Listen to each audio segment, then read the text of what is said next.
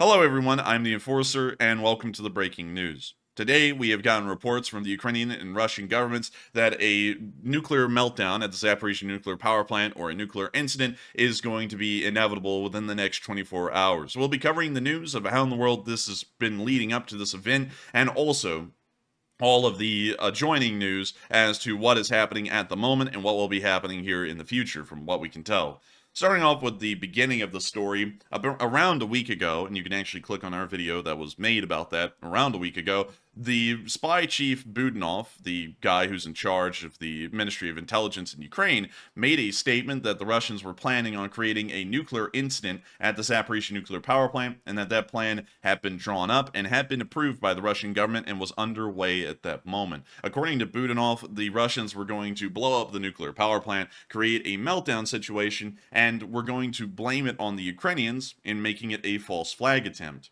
It appears that that was taken quite seriously by the Ukrainian government, although it hasn't been reported on many news outlets here in the United States or around the rest of the world, and preparations were immediately made for first responders in the area of Zaporizhzhia Kryvyi Rih to prepare for a radiological incident. A radiological incident, in short term, is a incident that involves a nuclear meltdown or some kind of nuclear technology. So it could be a nuclear bombing, it could be a nuclear meltdown. Those all fall within a radiological accident or incident. And we can see here that Ukrainian first responders are gearing up with nuclear, biological, and chemical suits here beside their vehicles to try and prepare and learn how they're going to react to one of these incidents.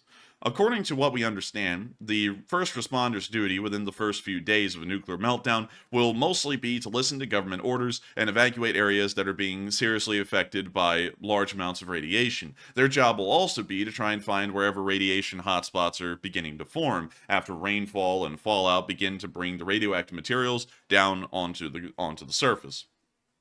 And so we could see right there that the Ukrainians were taking this quite seriously. And from what we could already see a while ago, the ZNPP was in an incredibly bad state, as taking a look at the Zaporizhzhia reservoir, it is bone dry in the area around the nuclear power plant. These pictures were taken just outside of Enerhodar itself. We can see over there, the nuclear power plant has practically nothing to run on but its cooling pond. And according to power plant officials, the cooling pond is not sufficient enough to run this power plant. But that appeared to be even beyond the point today, because it doesn't really appear that the incident we're looking at is going to revolve around the lack of water for the CNPP. It's going to more so revolve around the lack of proper security and common sense being present around the Zaporizhzhia nuclear power plant.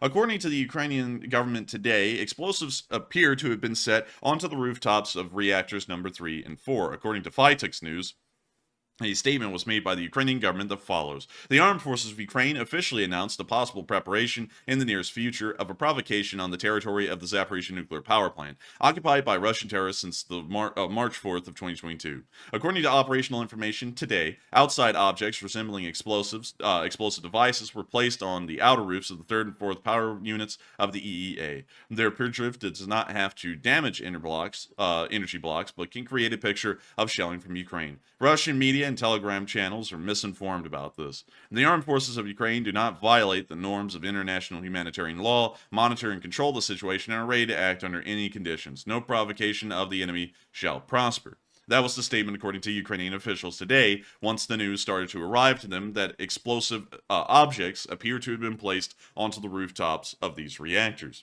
Not only that, we heard an additional bit of news coming from the Kyiv Post about this as well. According to the armed forces of Ukraine, they were informed that the Russians may prepare additional provocations, which include the setting of explosives onto the rooftops of reactors number 3 and 4. You can actually see reactor number 3 and reactor number 4 in this picture. Reactor number 3 is way back there at the very end of the left side of the picture, and reactor number 4 is right here to give everyone a little bit of an idea as to where these reactors in the power plant are. They're right over there, and this is reactor number 6 and reactor number 5. These are the two farthest extreme reactors to the north side of the power plant facility.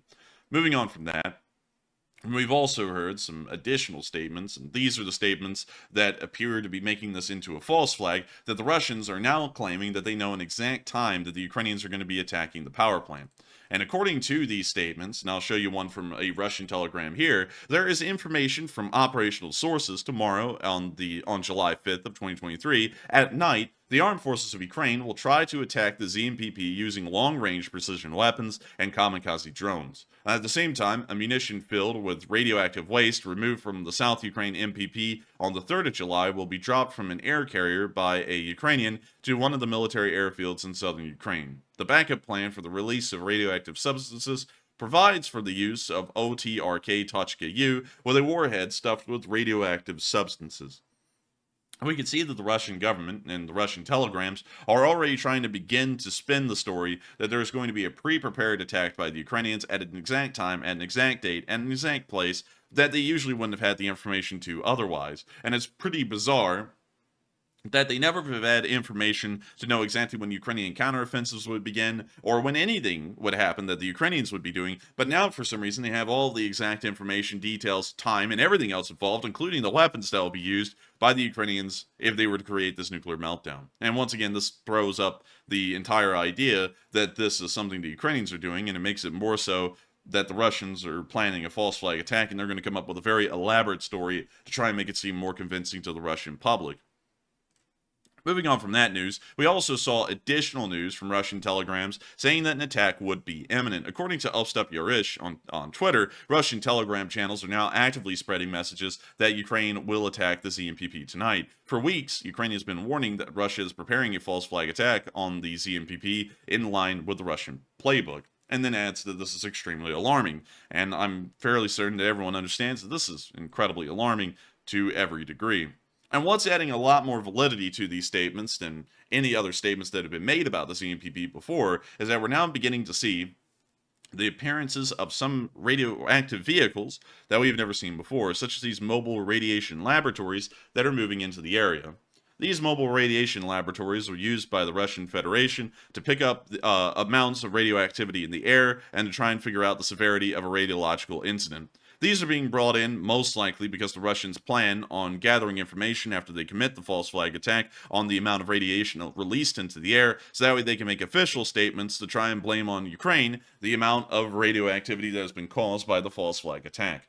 This picture appears to have been taken from the Enerhodar area. We're not exactly sure. They also say that there's been some of these radioactive vehicles spotted in the area of Mariupol. And that is incredibly far south. That is nearly 140 miles away from the nuclear power plant in this direction. And that is incredibly concerning to hear that they are setting up radiological laboratories as far southeast as Mariupol, showing that they plan on the radioactive fallout and the radioactive field being incredibly severe, and may even show that they don't even know where this radioactive field may go. They may have no idea how far and how severe this may end up being. But according to the Bulletin of Atomic Scientists, we have a pretty good idea of how severe this may be. Depending on the certain kinds of meltdowns and certain kinds of radiological incidents, we can see at the nuclear power plant. These two maps here are showing the radioactive fallout from the nuclear power plant in the event of a reactor meltdown. We don't know how many reactors were involved in this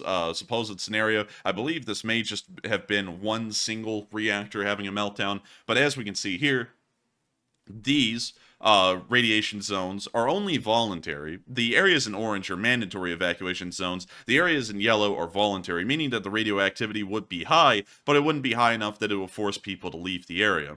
And according to the first scenario, the situation wouldn't be all too severe. Mostly just voluntary evacuations, no mandatory evacuations if there was to be a meltdown at the power plant. However, the second scenario shows a far worse story, with most of the Kherson area having to be evacuated, and also parts of Turkey becoming uninhabitable due to the amount of radioactive material. These next simulations show what would happen if there was a fuel pool fire. Fuel pools exist right outside of the nuclear power plant, around the cooling ponds. These are used to put spent rods inside of and to keep them cool, because nuclear rods, require nearly constant cooling to ensure that they don't end up having some kind of a meltdown or end up catching on fire. And we can see here that if there is a fuel pool fire, the radioactive contamination of Ukraine and other parts of Europe would be incredibly severe. A large part of Ukraine in the western area would have to be evacuated just due to the amount of radioactivity. And this would extend as well into Moldova and Romania, Romania being a NATO country. The second model also shows a similar kind of outcome, but this one is even far worse, as this also once again includes Turkey, but to a far larger degree, and Turkey is a NATO country. Down here, these two models just show if the reactor meltdown and the fuel pool fire occurred at the exact same time, and what the radioactive fallout will look like from that.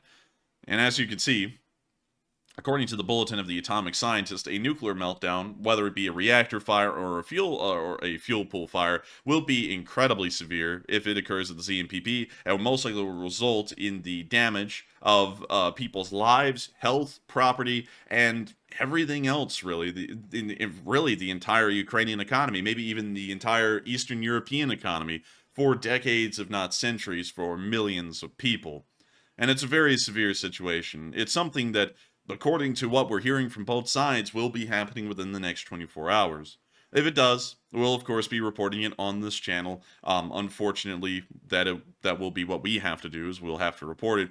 But in the meantime, if you would like to stay apprised of the situation from this channel as we try and put out updates and information live, make sure to like, comment, and subscribe on this channel. And if you do enjoy it and would like to support us and help us to keep this kind of news running, make sure to support us on Patreon as well, as that helps us to keep the lights on behind the scenes and make this work possible. And so thank you all so much once again for watching, and I will see you all in the next one.